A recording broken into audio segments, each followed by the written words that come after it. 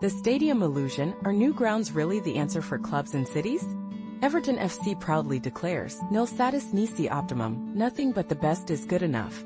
Yet, recent seasons on the pitch have raised eyebrows. Is there a Latin phrase for "anything to stay afloat will do"?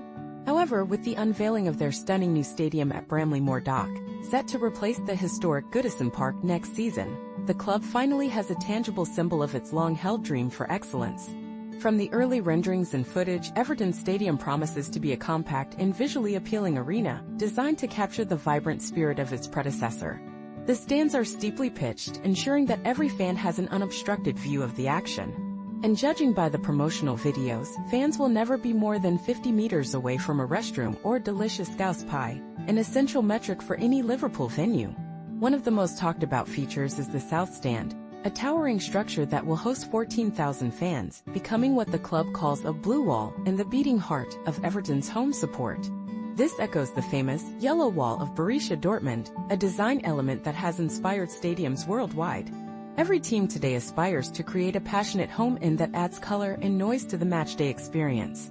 For instance, Tottenham Hotspur Stadium boasts the 17,500-seat South Stand designed to generate a wall of sound, while the Buffalo Bills are constructing a new 60,000-seat stadium that promises to bring fans as close as 12 feet to the action, amplifying the home advantage through an intimidating wall of support. But amidst this stadium boom, from Milan to Miami, one can't help but wonder, why does this wave of new construction feel so hollow? While the new Everton Stadium and the Bills Arena both feature red brick bases that pay homage to their city's industrial pasts, they also reflect a troubling trend: the unique quirks and imperfections of older stadiums, with their long lines and questionable food options, once fueled a vibrant fan culture. Are we heading toward a future where every stadium is a cookie-cutter version of the last, stripping away the character and charm that make each venue special? The design of modern stadiums is increasingly dominated by a small circle of firms, leading to a homogenization of the experience. High-profile stadiums like Tottenham's and the Bills are often the work of the same architects, creating a formulaic approach that makes game-day experiences indistinguishable from one city to another. Across Europe and the US, new stadiums are touted as the key to urban regeneration, a beacon of hope for cities in decline. On the surface, it seems like a perfect match.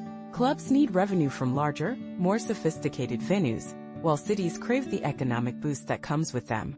In the world of professional sports, revenue reigns supreme. For a European football club, moving from a cramped 30,000-seat stadium to a sleek 60,000-seat arena represents a significant economic leap, securing revenue streams for years to come. In England, the financial incentives for building new stadiums are even more compelling, as infrastructure costs are exempt from the Premier League's profitability rules, making it feel like a financial free kick for top clubs. However, despite the economic rationale, new stadiums rarely evoke the same affection from fans as the beloved, worn-in grounds of yesteryear. Arsenal's experience over the past 2 decades illustrates this point. While a new arena can provide a financial boost, it often comes at the cost of cultural and emotional connection. Moreover, the economics can backfire. Take Lyon, for example, which moved into Groupama Stadium in 2016. The financial burden of servicing debt from their flashy new 59,000-seat arena, combined with the fallout from COVID and poor player recruitment, has left the club teetering on the brink of relegation. In the US, teams have become adept at shifting the financial burden of stadium construction onto taxpayers, with local governments often issuing tax-exempt bonds to fund these projects. The stark contrast in costs between building a modern stadium in America versus Europe is alarming. For instance, while Tottenham Stadium came in at £1.2 billion, $1.5 billion, the Chicago Bears' new stadium is projected to cost around $3.2 billion. Public funding for the new Titans and Bills stadiums represents the largest stadium subsidies in U.S. history. The motivations behind government support for these projects are a mix of vanity, fear, and ambition. Local officials often tout the revitalizing potential of new stadiums, claiming they will breathe life into the economy. Recently, Everton's owners reached out to the UK government for additional funding, arguing that their new ground would accelerate Liverpool's regeneration.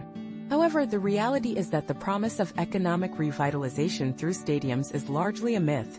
Research shows that new stadiums rarely deliver the economic benefits that developers and politicians promise. Any boost in local spending is often offset by declines in other areas of the city. New stadiums can lead to a transfer of wealth, benefiting team owners while burdening local communities with construction costs. This often results in higher ticket prices and more expensive amenities, transforming a day at the stadium from a regular outing into an occasional luxury. While tradition and community are often touted as central to new stadium projects, these values tend to erode once the shiny new stands are filled. New stadiums not only alter the physical landscape of a team but also reshape its fan base and culture. The uniformity of modern stadium design seems aimed at pushing out the passionate, rowdy supporters in favor of compliant consumers ready to spend. In many ways, the arrival of a new stadium signals the birth of a new club, free from the weight of its past. From afar, Everton's new 52,000-seat home resembles a sleek escape pod, ready for launch. The more dazzling and high-tech these new stadiums become, the more they seem to symbolize a departure from the communities they are meant to represent, rather than a reinvestment in them.